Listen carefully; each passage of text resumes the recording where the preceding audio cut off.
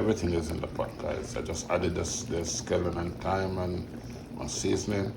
The only thing left to be added, guys, is the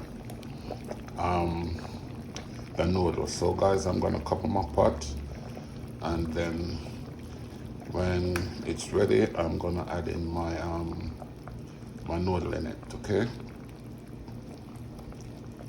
so that's it for now, guys.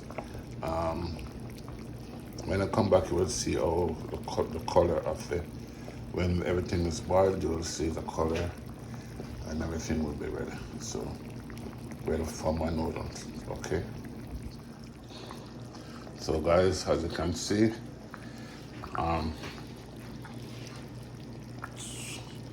soup is ready for my my noodle.